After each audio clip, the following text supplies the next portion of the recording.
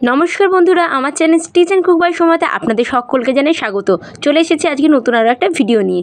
দেখতেই পাচ্ছেন এত সুন্দর আজকে পিঠের একটা ডিজাইনে চলেছি। এটা হচ্ছে ঘটি পিঠ। তো এটা আজকে পুরো কাটিং এবং স্টিচিং আমি পুরোটা দেখিয়ে দেবো। তো যারা এখনও আমার চ্যানেলকে সাবস্ক্রাইব করেনি বা নতুন দেখছেন তারা কিন্তু ঝটপট করে আগে চ্যানেলটি সাবস্ক্রাইব করে নিন নতুন নতুন ভিডিও দেখার জন্য, এবং নোটিফিকেশন কিন্তু অন করে রাখতে একদমই ভুলবেন না। যখনই কোনো নতুন ভিডিও আমি আপলোড করবো সেটা কিন্তু আপনারা তৎক্ষণাৎ দেখতে পাবেন। তো প্রথমেই দেখুন এখানে মেন কাপড় লাইনিং কাপড় একসঙ্গে রাখা আছে, এবং পিঠটা এখানে আমি আগে থেকেই পুরো কাটিং করে রেখেছি, যেরকমভাবে নর্মাল পিঠ হয় সেরকম। তো এখানে পিঠের লেন্থ আপনারা আপনাদের মতামতে নিয়ে নিতে পারেন। তো এখানে কিন্তু পিঠটা আমার অনেকটাই ডিপ হবে।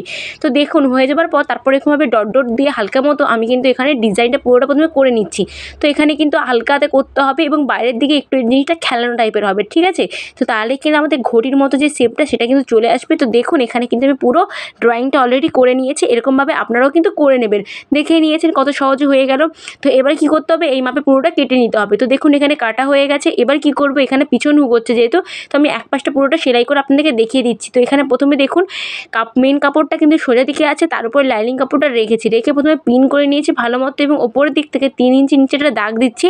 এখানটা হচ্ছে আমরা ফিতেটা কিন্তু আটকাবো, তো যেটাকে লাটকান বলে। তো দেখুন তারপরে যে পিঠের যে ডিজাইনটা আমরা যে কেটেছিলাম ওর পাশ থেকে 2 সুত করে ক্যাপিং দিয়ে পুরোটা কিন্তু সেলাই প্রথমে করে নিতে হবে। তো মেন কাপড় এবং লাইনিং কাপড়, এবং মেন কাপড়টা কিন্তু সোজা দিকে আছে, তার উপরে লাইনিং কাপড়টা আছে। বুঝতে পেরেছেন? এভাবে করলে কি আপনাদেরকে কিন্তু আলাদা করে কোনো কোমর পট্টি আর বসানোর দরকার হয় না। মানে যেটা হচ্ছে পিঠে যেটা বসায় পট্টি বা বক্রম, সেটা কিন্তু বসানোর দরকার হয় না। এরকমভাবে খুব সহজেই লাইনিং কাপড় দিয়ে আপনারা ডিজাইন কিন্তু তুলে নিতে পারবেন। তো তারপর দেখুন যে 3 ইঞ্চি দাগ দিয়েছিলাম, সেই দাগে কিন্তু এরকম লাটকান আমি আগে থেকে বানিয়ে রেখেছি। তো এটার ভিডিও কিন্তু অলরেডি আমার চ্যানেলে দেওয়া আছে। তো যারা দেখেন আগে ঝটপট করে কিন্তু গিয়ে দেখে নেবেন। মানে এই লাটকানগুলো কিন্তু খুবই সুন্দর লাগে।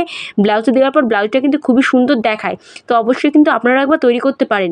তো তারপরে দেখুন 3 ইঞ্চি যে দাগটা দিয়েছিলাম সেই দাগে একদম রেখে পুরোটা কিন্তু আমি 2 সুত করে সেলাইটা কিন্তু এখানে দেখুন করে নিয়েছি পুরোটা।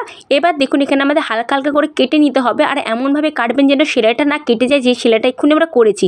তো হালকা হালকা করে কেটে নিতে হবে। এর ফলে কী হয়, লাইনিং কাপড়টা কিন্তু খুব সহজে উল্টানো হয়ে যাবে। বুঝতে পেরেছেন? তো এখানে দেখুন আমার হয়ে গেছে। এবার কী করতে হবে, এই লাইনিং কাপড় ওপর থেকে একটা আমাদের চাপ সেলাই প্রথমে করে নিতে হবে।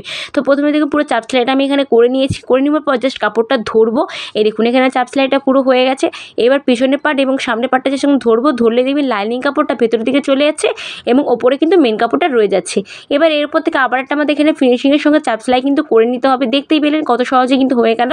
এইভাবে সেমভাবে কিন্তু আরও একটা যে দিক সেটাও কিন্তু করে নেব। এবার এখানে দেখুন টেকিং দেবো, তার জন্য কি করতে হবে, 1.5 ইঞ্চি ছেড়ে রেখে আমরা কিন্তু এখন কাপড়টাকে পুরোটা মুড়িয়ে নেব। 1.5 ইঞ্চিটা কেন ছাড়লাম, এটা হচ্ছে ভেতরে আমাদের তো এক্সট্রা কাপড়, তাই এটা ঢুকে যাবে, তার জন্য 1.5 ইঞ্চিটা আমি কিন্তু ছেড়ে রেখেছি। দেখতে পেলেন? এবার দেখুন এখান থেকে মানে টেকিনের যে লম্বাটা সেটা নিয়ে নেব। তো টেকিনের লম্বা আমি এখানে নিয়েছি 3.5 ইঞ্চি। আপনাদের যদি পেটটা একটু চাওড়া হয়ে থাকে তাহলে কিন্তু 4 ইঞ্চিও নিতে পারেন। তো এবার দেখুন নিচ থেকে 1/2 ইঞ্চি করে গ্যাপিং দিয়ে উপর দিকে কোণ করে সেলাই করে নিয়েছি। সেমভাবে আমি আরও একটা পাশেরও করে নেব। এই দেখুন দুটো পাশের আমারও হয়ে গেছে। দেখতে পাচ্ছেন কত সুন্দর এখন থেকে পিঠতে দেখাচ্ছে। এরপর এখান থেকে হুক আর হুকের যে ঘরটা, এটাও কিন্তু আমি আপনাকে করে দেখিয়ে দিচ্ছি। তো এখানে দেখুন আমি হুক আর হুকের পট্টির জন্য লাইনিং কাপড় এবং মেন কাপড় নিয়েছি, এবং পিঠটা যতটা আছে তার থেকে একটু বেশি সাইজের নিয়েছি। দেখতে পেলেন? এবার দেখুন একটা সাইডে কি করতে হবে, এটা হচ্ছে উল্টো দিক। উল্টো দিকে লাইনিং কাপড় মেন কাপড় ধরবো, ধরে 2 সুত করে গ্যাপিং দিয়ে সেলাই করে নেব। কারণ যখন আমি পিঠটা কাটিং করেছিলাম 2 সুত কিন্তু আমি এক্সট্রা নিয়েছিলাম তার জন্য। এবার দেখুন এই মাথার দিকটায় যে পিঠের যে ওপরের দিকটা, এই দিকটায় কিন্তু আমাদের কাপড়টাকে একটুখানি মুড়িয়ে নিয়ে সেলাই করতে হবে, তাহলে কী হয়, সুতোগুলো কিন্তু বেরিয়ে যাবে না।